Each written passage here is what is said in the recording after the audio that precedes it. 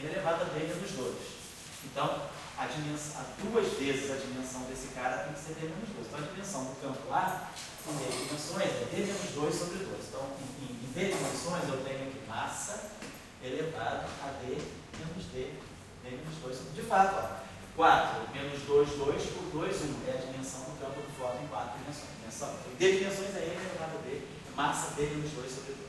Vamos ver o psi, mesma coisa. Dimensão do lagrangiano, massa elevado a d.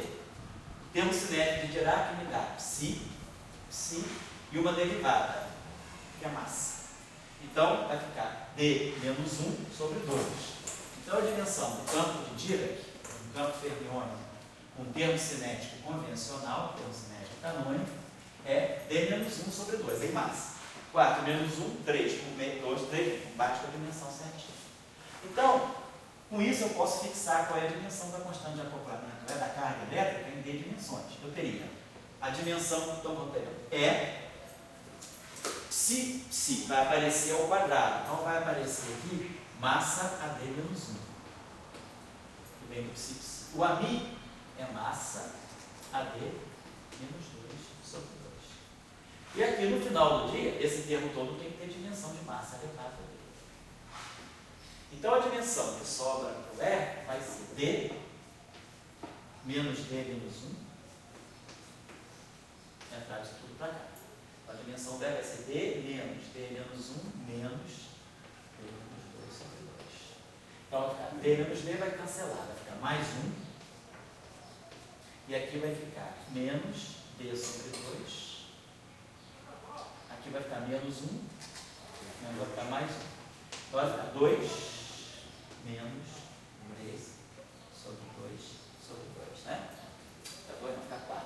4 menos 3 sobre 2, certo? Então, ó, 2, né? 4 menos 3 sobre 2. Então, a dimensão da carga elétrica, ela muda com a dimensão, claro, do espaço-tempo.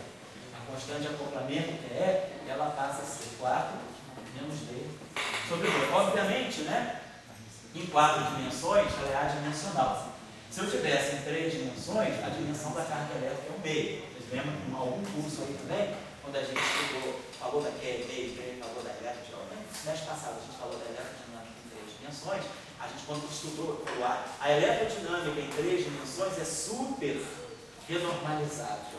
O que a gente via? Por que ela era super renormalizável? Porque a constante de acoplamento tinha uma dimensão de massa positiva. Para D igual a 3, a constante de acoplamento é massa meio.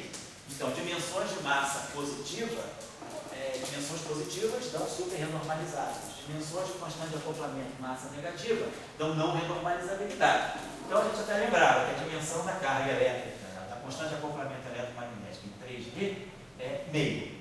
Mas agora eu estou em epsilon, D dimensões. Então isso aqui vai ficar massa elevado, D é 4 menos epsilon. Então fica massa a epsilon sobre 2. Então, quando eu estou fazendo esse cálculo, aquele E2 que está aparecendo, ele tem dimensão. Então, o que a gente faz? A gente introduz o método de regularização, então, dimensional, e não coloquei na aula passada, estou colocando nessa aula. Ele prescreve, então, que as constantes de acoplamento, que são adimensionais, né, por exemplo, como é o caso do E, ela seja, quando eu vou para D dimensões, eu multiplico E por um parâmetro de massa, chama-se parâmetro de massa, μ, não sei, é um parâmetro arbitrário, μ elevado a menos epsilon sobre 2. Por quê? Significa que eu vou manter o E adimensional. Então, se eu estou em 4 dimensões, esse E é adimensional. Se eu agora estou em D igual a 4 menos epsilon dimensões, esse E continua sendo adimensional. Mas a dimensão total aqui, ó, tem que ser epsilon sobre 2. Então eu coloco esse μ elevado a epsilon sobre 2, só para explicitar, eu coloco toda a dimensão aqui e mantenho o epsilon adimensional. O E adimensional. Se o epsilon for 0, eu estou em 4 dimensões, eu tenho E. Se o epsilon for diferente de 0, eu mantenho o E. Então eu digo que a constante de acoplamento efetiva em 4 menos 10 dimensões é o E adimensional, e eu jogo toda a dimensionalidade nesse parâmetro de massa. Então, a gente introduz uma escala de massa para poder manter a constante de acoplamento adimensional em 4 menos epsilon dimensões. Depois vamos ver que essa escala de massa está ligada à questão de uma escolha ela vai entrar, quer dizer, é uma escala de energia que eu estou colocando aí, que depois vai ser muito útil para nós. Então, essa é uma das prescrições da regularização dimensional. Por exemplo, só para dar um exemplo para vocês também. Suponhamos que nós estivéssemos fazendo a teoria, o modelo lambda Φ4. Então, a gente já sabe o seguinte, para efeitos de estudar. Foi isso muito delicado. Isso. Eu vou elaborar um pouquinho. Depois você entra, que eu não elaborar, você coloca, por favor. Então, só para terminar coisas mais técnicas, assim, mais óbvias. Então, sempre que nós fizermos, seja QED escalar, seja QED esquidorial e Young Mills, lembra quando a gente estudou na aula do semestre passado? Renormalizabilidade. Por que as teorias de Young Mills devem ser renormalizadas em 4 dimensões? Por quê? Porque a constante de acoplamento de gate em 4 dimensões de Young Mills também é adimensional. Então, todas as constantes de acoplamento adimensionais elas devem estar multiplicadas por esse fator. Então, no caso da QED, seja QED escalar, QED esquidorial e QED escalar. A constante de acoplamento, quando eu faço a regularização dimensional, quando eu vou para D dimensões, quando eu vou de 4 para 4 menos epsilon, eu pego E e multiplico pelo I elevado a epsilon sobre 2. Então, isso aqui se encarrega de dar a dimensão para isso. Se eu tenho Young Mills, pegar a constante de acoplamento aqui de Young Mills, que é adimensional em 4 dimensões. Quando eu vier para cá, eu vou fazer G de Young Mills, eu mantenho a constante de acoplamento, o parâmetro de acoplamento adimensional voltado. Isso, já vou lá.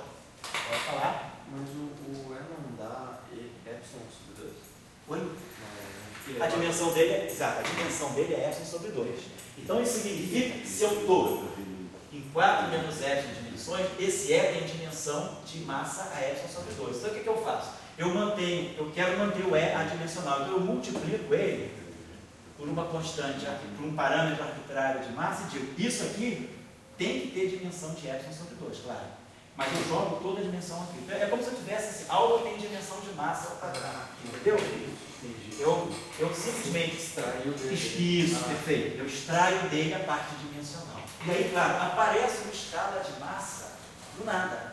Eu preciso introduzir essa escala de massa para manter a constante de acoplamento adimensional. Agora, qual é o papel dessa escala? Então, vamos ver. Quando a gente for falar futuramente, né, daqui a 2 aulas, da função beta da QED, calcular, chamada Running Common Constant da QED, a gente vai ver que esse parâmetro μ, a regularização dimensional, então, deixa eu apagar isso aqui, ela traz consigo, além da dimensão, quer dizer, ela traz consigo, além do parâmetro epsilon, que é o que dá a estrutura de divergência, então eu regulo as divergências como sendo potências de 1 sobre epsilon. A divergência é 1 sobre epsilon, então esse epsilon no denominador ele vai dar a estrutura de divergência. A regularização dimensional também, paralelamente à introdução desse epsilon, ela me introduz uma escala de massa que para regular as constantes de acoplamento. E aí eu coloco esse μ, quer dizer, no caso da carga elétrica, da constante de Young Mills, aparece com μ a epsilon sobre 2. Vamos pegar, por exemplo, Φ4. Vamos pegar a teoria modelo tipo Yukawa. Então, se eu tiver uma interação do tipo Φ4... A pergunta é só que pode falar. Tudo bem, você está com a regulação dimensional, você quer separar a parte infinita. Isso. Então, esse epsilon é uma maneira de indicando onde pode ter infinito. É uma técnica de matemática. Isso. Técnica matemática. Daí você introduziu, naturalmente, aparece esse μ. Isso. Como se diz, uma escala de massa. O problema de energia, a pergunta é assim, tudo bem, você está como matemático ali resolvendo, fazendo todas de outras maneiras, mas aí você introduz esse μ. E a pergunta é a seguinte, esse μ, ele é matemático ou ele é profundamente físico? Ele é matemático, mas nós vamos ver que ele tem uma profunda interpretação física. Então, quando a gente faz física e matemática ao mesmo tempo, né, tem 2 possibilidades. Tem a matemática, que é a matemática, que é, vamos dizer assim, é aquela coisa, é aquele elemento que você coloca matematicamente e que você simplesmente coloca para resolver uma situação, mas você retira ele no final. Por exemplo, o epsilon. O epsilon eu coloco ele vai a 0 e aí eu retiro. Quer dizer, ele entra, faz o que tem que fazer e some no final. mas o Mi, nós vamos ver que vai ficar. Então, a entrada, porque a regularização, ela me colocou em 4 menos epsilon dimensões. Mas quando eu volto para trás, eu não apago toda a memória. O Mi. Então, nós vamos trabalhar exatamente isso. Isso vai ser fundamental. Eu prefiro, quer dizer, em vez de ficar trabalhando essas expressões matemáticas que estão catalogadas em tudo quanto é lugar, eu prefiro daqui a pouco começar. Eu estou colocando para vocês os elementos essenciais. Eu prefiro, por exemplo, discutir mais tempo qual é a essência desse parâmetro Mi. Porque esse parâmetro Mi vai ser fundamental. Ele diz o seguinte, não vou nem elaborar tanto sobre isso hoje, vou elaborar na aula de função beta. Mas, por enquanto, vamos colocar como Dória diz, esse parâmetro Mi é um truque matemático. Agora, esse truque matemático tem uma grande consequência física. Então, isso significa que, ao regularizar e renormalizar uma teoria, a renormalização, ela traz o parâmetro de massa. Eu acho que o fenômeno da regularização, ela implica na escolha de uma escala de energia. Aparece naturalmente uma escala de energia. Por exemplo, na regularização por Katoff, o que aparece é o lambda. Você coloca um Katoff lá. Então, você colocou uma escala de energia e você diz, ó, eu não integro nada acima desse lambda. Então, eu trunco todos os graus da liberdade da minha teoria que seriam excitados a partir desse lambda. Então, você quebra a tua teoria, você intervém militarmente na tua teoria, dizendo, olha, acima desse lambda, todos os graus de liberdade desaparecem. Então, isso é a regularização do Katoff. É uma regularização à força bruta. Ninguém gosta de intervenção militar, né? Nem as teorias de campo gostam. Elas aí, como reação, como guerrilha, elas quebram a simetria de Gauge. Você tem um problema sério para controlar as divergências quando você introduz o Katoff. Por quê? Porque é uma intervenção à mão armada. Você não gosta disso. A regularização dimensional é mais suave. É uma transição mais aveludada. Você regulariza, renormaliza, você não decreta, você mexe com graus de liberdade, mas você depois Katoff. Porque a regularização por Katoff é muito definitiva. Você integra de 0 a lambda o momento e você diz, acima de lambda, minha teoria morreu. Então, você não posso citar. Não, se eu pegar a eletrodinâmica com o Katoff na faixa de 1 MeV, ou vamos dizer, na faixa de 1 MeV, vamos dizer, na faixa de até de 1 GeV, eu estou impedindo do elétron e do fóton interagirem com o setor eletrofrágil. Eu vou integrar todos os graus de eletrodinâmica até 1 GeV. Mas eu sei que o Z0 e o W mais e o W menos são produzidos acima de 80 GeV. Então eu estou cortando da minha teoria qualquer hipótese do elétron e do fóton se acoplarem com um setor eletrofrágil. Mas quando o elétron interage com o elétron, o que eu faço? Eu jogo energia para o elétron. O elétron vai resolver com quem que ele vai interagir, de acordo com a energia que ele tem. Então, se eu der muita energia para o elétron, ele vai naturalmente também interagir com W mais, com W menos, vai interagir com Z0. Então, a regularização de Katoff, ela decreta para você que você não vai excitar nenhum grau de liberdade que possa haver acima daquela energia. Então, você realmente intervém fortemente na tua teoria. E você paga preços altos por isso. Para muitos efeitos, vale a pena você fazer isso, mas você tem que saber o que você está perdendo fazendo isso. A física que você quer reproduzir colocando um Katoff, você tem que ter certeza que ela não é adulterada quando você introduz o Katoff. Você introduz o Katoff, mas você sabe o preço que você vai pagar. Se você não introduz o Katoff, introduz, por exemplo, a regularização dimensional, o Katoff não está aí, mas eu, de alguma maneira, introduzi uma escala de energia. Não é o Mi, não é o epsilon, porque o epsilon não tem dimensão. O epsilon é uma constante que tende a zero. Ele é uma constante, vamos dizer assim, de alteração dimensional. Ele é uma fracionalização da dimensão. Então, ele não tem dimensão de energia. O que o método de regularização dimensional, o que ele coloca em lugar do Katoff? Ele deixa a tua integral de 0 a infinito. Então, você não coloca Katoff. Mas ele produz uma outra escala de energia que vem pelas constantes de acoplamento. Então, a entrada dessa escala de energia na regularização dimensional, ela vem dessa forma mais aveludada, mais suave, ela entra pela constante de acoplamento e ela se acopla, inclusive, com a dimensão extra que você tem. Essas coisas que estou interrompendo, de matemática, de física, do aparecimento do Mi, sempre me lembra aquela história de você posar na calcinha. Sei. Tudo bem, você estava ali só gozando. E moça, vocês têm o curso. Você estava gozando na calcinha. Eu acho que eu vou cortar um pouco, mas fala aí, não tinha comprometimento. Mas de repente deu o Mi. entendeu assim? Então você fez com o Epson é gozar da calcinha. Mas de repente veio o Mi. E esse Mi aí, ele vai trazer uma equação para a física moderna tão importante quanto foi MA pro... Você diz o que? É o running da constante de Portanto, o grupo de normalização. Mas isso aqui vai trazer para nós exatamente. O grupo de normalização. Então você... Não é general relativity, não, tá? É o grupo de normalização. Isso aí vai ser fundamental para nós. Tá? Eu só estou orientando para as pessoas, Não, por enquanto você está gozando a calcinha. Estou deixando. Daqui a pouco você vai trazer um filho aí que está querendo muita coisa. Isso é bem consequência. É. Tá certo? Então tá, então eu não estou nem elaborando muito sobre esse livro, eu estou chamando a atenção para vocês, com a parte que olha aí, que a regularização dimensional, eu não coloquei na aula passada, né, foi um pouco porque não deu tempo, porque na hora também o contexto não me levou a isso, mas agora é imprescindível, porque eu estou fazendo um cálculo explícito. Então a regularização dimensional, ela traz um parâmetro que me dá a escala de energia ou a escala de massa. Então vamos olhar no lambda F4, por exemplo. Quando eu estou lambda F4 em D dimensões. Então, a mesma coisa, isso aqui tem dimensão de massa a quarta. Isso aqui tem dimensão de massa ao quadrado, então sobra para o campo φ em D dimensões, uma dimensão de massa, a mesma coisa, D menos 2 sobre 2, exatamente como o campo de massa. Então, a dimensão do φ, do escalar de Klein-Bordon, é a dimensão do campo de massa também. Isso, então, me dá aqui a seguinte dimensão. Então, quando eu for olhar esse acoplamento aqui, eu vou ter a dimensão de lambda, ainda vou fixar. E aqui eu vou ter φ4, então eu vou ter φ, eu vou ter massa, elevado a 2D menos 4. Eu vou multiplicar por um fator 4. Vai ser isso aqui elevado a 4. Vai ficar 2D, vai ficar D sobre 2 vezes 4, dá 2D, e aqui fica menos 1 vezes mais 7. Isso aqui tudo no final do dia tem que ter dimensão de massa elevada a D.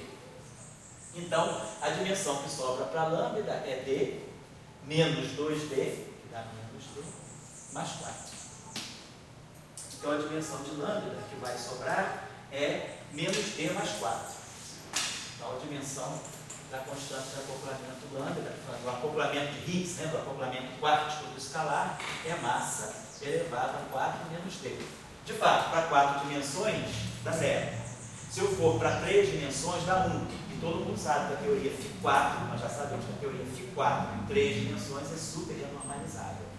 E se nós vamos para 6 dimensões, 4 menos 6 dá menos 2. Então, em 6 dimensões, a dimensão é massa menos 2. A dimensão é negativa e nós vimos que em 6 dimensões, a teoria Φ4 é não renormalizável. Quem seria renormalizável seria a teoria Φ3. Então, se eu pegar o acoplamento Φ3, deixa eu apagar isso aqui. Se nós tivéssemos uma interação que fosse F3. Então, aqui eu produziria massa elevado a 3 vezes D e menos 3. Né? Eu vou explicar por 3. Isso tudo aqui teria que ter dimensão de massa elevada a D. Então, sobraria para o meu F, para a minha constante de acoplamento F, sobraria massa elevada a D menos 3 meios de D mais 3.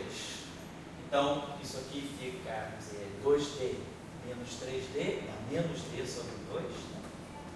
Dá 2D menos 3D, menos D, quero botar tudo uma coisa só, vai ficar menos D, mais 6 sobre 2. Então, a dimensão da constante de acoplamento, do acoplamento tríplice, do acoplamento Φ3, ela seria massa elevado, vamos dizer, a 3 menos D sobre 2. Então, de fato, em 4 dimensões, 4 dá massa elevada a 1. Então, o acoplamento Φ3 em 4 dimensões, ele é super renormalizável. Em 3 dimensões, isso aqui dá 3 meios. 3 menos 3 meios dá 3 meios. Mantém a super renormalizabilidade. Se eu for para 6 dimensões, D é igual a 6. Então, 6 por 2, 3. 3 menos 3, 0. Então, o acoplamento Φ3, ele é renormalizável em 6 dimensões, por Power Count. Então, agora, se eu estou fazendo, então, regularização dimensional, eu vou ter que fazer a mesma prescrição. Eu extraio o fio que eu observou, a dimensão. Então, o meu lambda, do acoplamento quártico dos escalares, quando eu for para dv4 menos f em dimensões, eu extraio a dimensão 4 menos D, que é 4 menos epsilon. Então fica 4 menos 4 dá 0, fica mais epsilon. Não é epsilon sobre 2, é epsilon. Então aparece aqui o mi elevado a epsilon. Só para finalizar o F aqui. E se nós pegarmos o F, que é o acoplamento cúbico, ele vai no F. Aí se eu vou para 4 dimensões, isso aqui é 3 menos 4 menos epsilon sobre 2. Então, 3 menos 2, 1. E aqui fica mais epsilon sobre 2. Então, esse F aqui, ele pegaria o fator mi elevado a 1 mais epsilon sobre 2. Se epsilon é 0, esse cara está em 4 dimensões, tem dimensão de massa, isso aqui, tá bom? Só que, claro, a teoria F4, né, a teoria F3, né, se eu quiser renormalizar em 4 dimensões. Agora, se eu quisesse fazer a renormalização dela em 6 dimensões, se eu fosse usar, eu sei que esse modelo aqui é renormalizável em 6D. Então, se eu fosse aplicar regularização dimensional em 6 dimensões, a minha dimensão não seria 4 menos epsilon, seria 6 menos epsilon. Então, se nós fôssemos fazer regularização dimensional em 6 dimensões, eu pegaria o meu D como sendo 6 menos epsilon. Aí ficaria 3 menos 6 menos epsilon sobre 2. 3 menos 3, 0, ficaria epsilon sobre 2. Então, se eu fosse fazer regularização dimensional em 6 dimensões, eu não botaria mi elevado a 1 mais epsilon sobre 2. Eu botaria mi elevado a epsilon sobre 2. Está claro? Então, sempre que vocês estiverem fazendo os cálculos perturbativos numa certa dimensão, a gente fala, a nossa convenção vai ser sempre fazer D igual, sob a dimensão arbitrária, como sendo a dimensão daquele espaço-tempo, D menos epsilon. Então, se eu estou em 4 dimensões, é 4 menos epsilon. Se eu estou em 6 dimensões, é 6 menos epsilon. Se eu estou em 3 dimensões, pode ser. Não. Tem gente que tem livro que coloca 3 mais epsilon, 3 menos epsilon. Então, mas é sempre o epsilon corrigindo a dimensão que você está. Então, só para chamar a atenção de vocês. Então, eu vou dar um intervalo aqui um pouquinho. Só lembrar, então, que a regularização, deixa eu apagar agora, ficou super confuso, tá? Deixa eu apagar isso aí. O fato. Pode falar. Você tira um grauzinho de liberdade, dentro do processo. Isso. Que grau de liberdade fracional. E depois se diz que recupera. Isso. Você ainda vai falar de recuperação? Vamos falar assim, sem dúvida. Porque a questão é essa, a regularização dimensional, quando você regulariza uma teoria, você sai fora da dimensão onde ela foi definida. Quando você regulariza dimensionalmente, você sai daquela dimensão. Então, a unitariedade, quando a teoria está regularizada, ela não é unitária. Aí, agora, quando você renormaliza, que seja, você volta para a dimensão ordinária e coloca e reagrupa aqueles infinitos que o processo de regularização foi para você explicitar os infinitos. Nós vamos ver que, talvez no final dessa aula de hoje, que o processo de renormalização, depois que eu regularizo, eu recolho os infinitos, eu sei como eliminar ou como agrupar esses infinitos. Aí esse processo é renormalização. Então, quando eu renormalizo, eu volto para a dimensão original. Então, a teoria regularizada e posteriormente renormalizada, ela pode recuperar a unitariedade. Mas quando eu estou falando da teoria só no nível em que ela está regularizada, eu só regularizo, eu de alguma maneira estou matando a unitariedade. Eu estou introduzindo graus de liberdade extra, ou eu estou suprimindo graus de liberdade, como eu faço no CATOF. Eu excluo, né, eu exilo por decreto um monte de possibilidades de graus de liberdade. Então, a regularização, ela é um momento não muito natural de toda a teoria que está vivendo. Quando você está com ela regularizada, ela tem uma doença, certamente ela não é unitária. Quando você renormaliza, o que você espera é que a teoria regularizada, renormalizada, seja unitária. Então, muitas vezes, o problema que a gente tem no método de regularização é a gente ter certeza que, após a regularização, a gente consegue ter uma teoria renormalizada, ter uma teoria unitária. A discussão da anomalia está um pouco nesse sentido. Quando você fala de anomalia, significa que você regularizou, e aí, quando você volta para a teoria renormalizada, você talvez não consiga mais recuperar a unitariedade. Então, a anomalia, não é que a anomalia seja um problema do método de regularização, mas ao regularizar e renormalizar a tua teoria, se ela intrinsecamente tem uma anomalia, isso vai ser revelado. A anomalia tem uma origem mais profunda do que a própria regularização e a própria renormalização. Ela é uma coisa muito mais estrutural de uma dada teoria de campo. Mas, ao você regularizar e renormalizar, a anomalia, ela salta nesse momento, ela fica explicitada nesse momento. Então, nós vamos discutir isso também, mas lá no final do curso. Eu não vou nem dedicar, assim, um momento, uma porcentagem, talvez a última aula, talvez não, a última aula a gente vai falar sobre anomalia, mas aí qualquer coisa eu peço para o Sebastião fazer um seminário mais completo, porque ele trabalha com anomalia. Tá? Então, mas eu estou levantando um problema. A regularização e a renormalização, elas explicitam vários problemas que a teoria pode ter. Hoje em dia, a identificação da anomalia é já se usa métodos muito mais fundamentais do que regularização e renormalização. Ela é uma coisa que pode estar estruturalmente dentro da estrutura de simetrias da teoria. Então, por exemplo, essa formulação de BR e ST e os métodos de cohomologia, eles são muito eficazes para revelar a estrutura de anomalias de uma teoria. E aí, é claro, quando você faz a regularização dimensional, essa anomalia salta fora. Mas ela não é um produto da regularização. Muitas vezes, por muito tempo, se pensou, e às vezes a gente encontra essa confusão em artigo e em livro. Tem coisa publicada dizendo que a anomalia é um problema do teu método de regularização e renormalização. Não é. A anomalia é um problema mais profundo. O método de regularização e a renormalização, eles explicitam a anomalia, mas ela veio antes disso. Ela é muito mais anterior, ela é muito anterior a isso, ela é muito mais estrutural do que a teoria. Tá? Então, lembrando então, que nós estamos fazendo QED. Então, a partir de agora, naquele gráfico que nós estamos calculando, quando nós tivermos E ao quadrado, B de K, né? 2π elevado a D. Nós estamos fazendo esse cálculo lá. Então, vamos substituir daqui para frente, esse E2 vai ser E ao quadrado vezes μ elevado a epsilon. O múltiplo vai dar ao quadrado. Então, vai aparecer μ elevado a epsilon. Então, essa estrutura, e aí vocês observam o seguinte, μ elevado a epsilon, todo mundo sabe que qualquer x elevado a y é exponencial de y log de x, né? Desde que o x, né, seja positivo. Pode fazer a extensão analítica disso para variáveis complexas, desde que o real do log de x seja o real do log de denominador na base seja positivo. Então, a gente sabe, μ elevado a epsilon aqui é a mesma coisa, aqui é 2 exponencial de epsilon log de μ, você só viu com μ, exponencial de epsilon log de μ.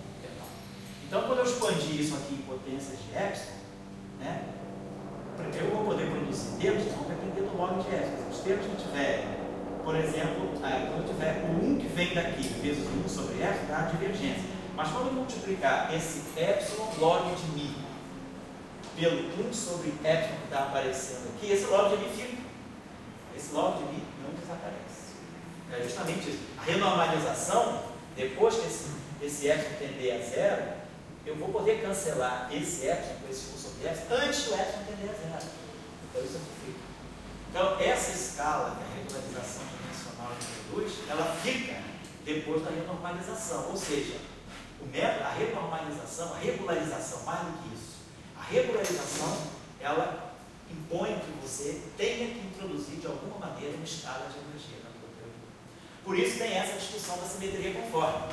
Quem fez aquele curso que nós tivemos aqui no ano passado, né, de ADS, aquela correspondência, como é que a gente falou? É o curso de simetria conforme grupo de espaço foi grupo de antecedência e correspondência. E correspondência DSF. Você lembra do nome do curso? Exatamente. Naquele curso a gente trabalhou bastante a simetria conforme. Na escola?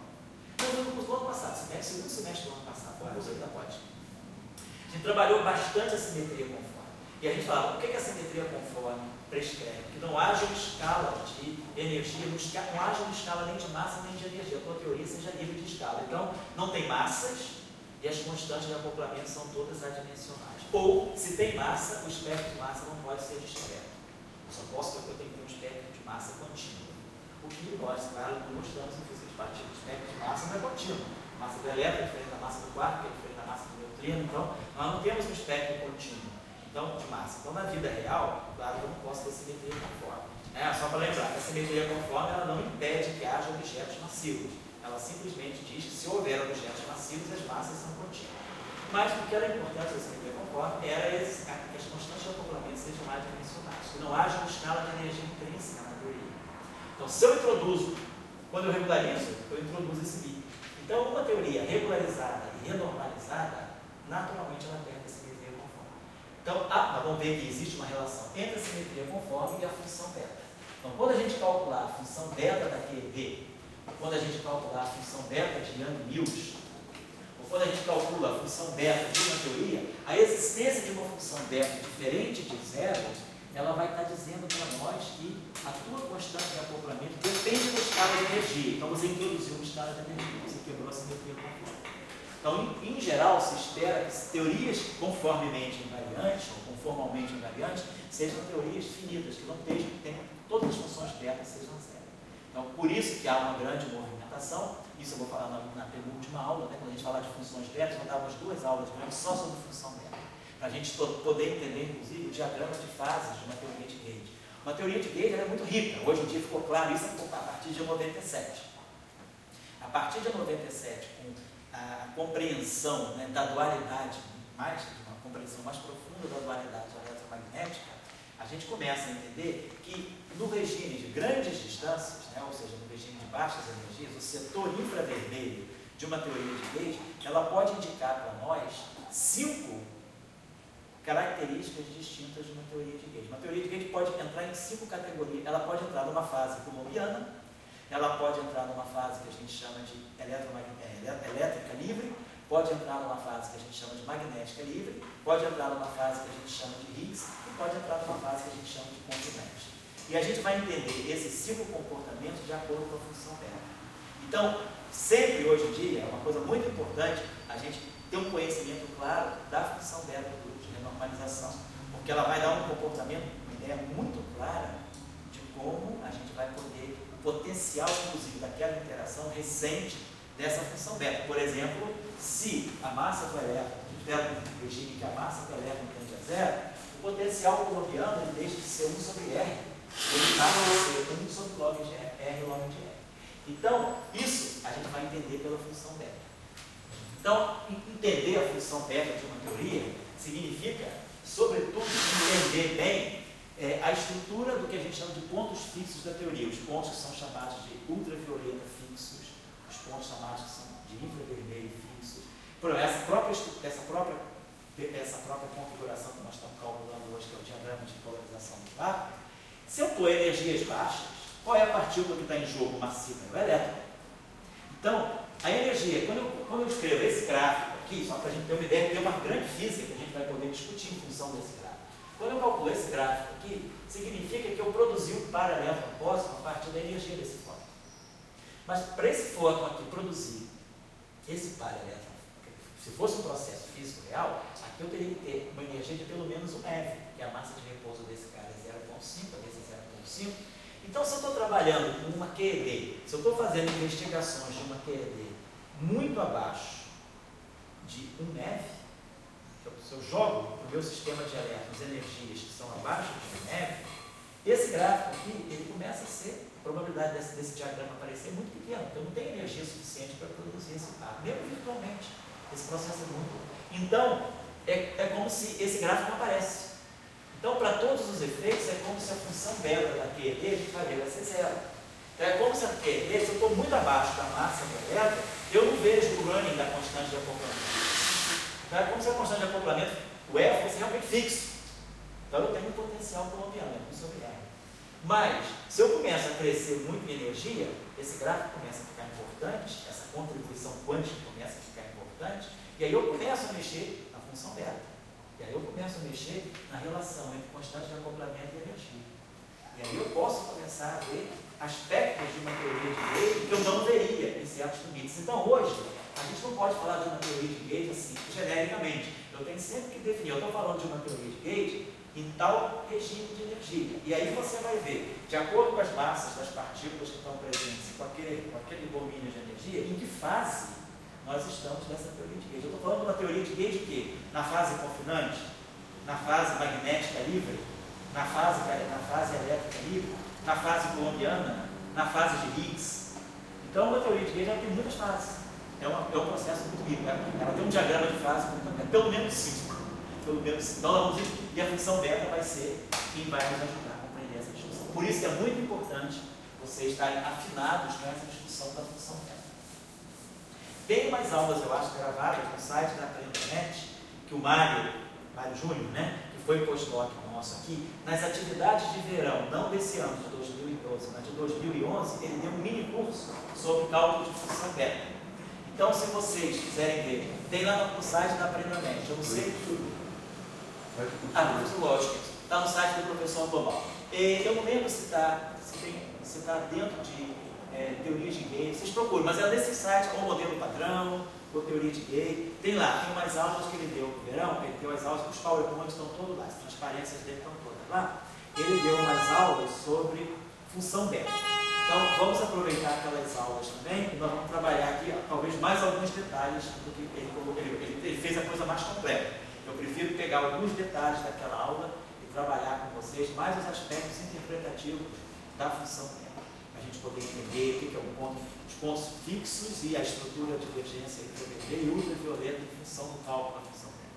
Então, esse é um capítulo muito importante hoje, e é inclusive as funções beta nulas. Então, teoria de Young-Mills, n igual a 2, tem função beta zero. Teoria de Young-Mills, n igual a 4, tem função beta zero. Teoria de Young-Mills, n igual a 2, tem ou não tem? Depende da representação, depende dos campos, mas eu posso ter beta igual a zero. Então, a presença de funções beta nulas está querendo dizer muita coisa a respeito de uma teoria de campo. Então, vamos tentar entender esses diagramas, né, de funções beta. Vou dar um intervalo agora. Então, é só para lembrar que, da agora em diante, nós vamos ter aquele cálculo que nós estamos fazendo, aquela integral é 2 mi elevado a epsilon vezes a integral que nós estamos calculando no espaço dos momentos, está aqui, né? Então vou supor que naquelas distribuições todas de momento, nós já usamos essas integrais, já substituímos as funções gama e vou começar a colocar os resultados aqui para vocês. Então, vamos dar um intervalo. Então, todo mundo sabe como o cálculo é feito. Agora, é importante um dia na vida fazer esse cálculo. Eu não sei o quanto vocês estão assim, podendo se dedicar às tarefas desse curso, mas, não sei, no primeiro semestre eu deixei várias tarefas. Não estou cobrando, nem estou querendo saber se fizeram ou não, mas eu acho que é importante vocês, em certo momento, estarem fazendo essas coisas. Porque quando, por exemplo, o Tião estiver dando agora o curso, quando o Tião estiver dando o curso de QCD dele, claro que ele precisa de regras de Feynman, vocês mais ou menos já sabem como é que faz, é só pegar a regra de Feynman e montar. Já sabe onde os gráficos surgem e, sobretudo, a função beta, porque a QCD tem uma função beta negativa, a QED tem uma função beta positiva. Vamos ver. Nós vamos calcular a função beta da QED e vamos ver que ela dá positiva. O Tião vai calcular a função beta da QCD e vai ver que ela vai dar negativa. E aí, isso tem uma estrutura de pontos infravermelhos e ultravioletas fixos, muito interessante, e a liberdade assintótica sai daqui e não daqui. E aí a gente vai ver o que acontece para poder entender, sobretudo, o diagrama de fases da QCD, vai ser muito importante entender isso. Então, eu vou querer dedicar um bom tempo, porque isso, inclusive, nem tem quase livro. Se vocês forem olhar essa discussão das fases de uma teoria de Young-Mills, isso é uma coisa bastante recente. Nos livros de teoria de campo vocês não vão encontrar isso. Então, eu acho que essa discussão é muito importante para a gente poder realmente entender o que uma teoria está comunicando para a gente. Né? Recente quanto? 10 anos? Recente 10 anos. Recente 10 anos, eu diria que isso ficou claro a partir de 97. Quer dizer, foi lançado em 97, mas ficou claro, assim, essa discussão do estrutura de fase ficou clara dos 12 anos para cá, mais de 2000, mais ou menos. Então, vamos dar um intervalinho agora, é meio de 15, meio de meio, vou parar até 15 para 1. E a gente vai de 15 para 1 até 15 para 2, tá bom? Pois não dá? Quem quiser fazer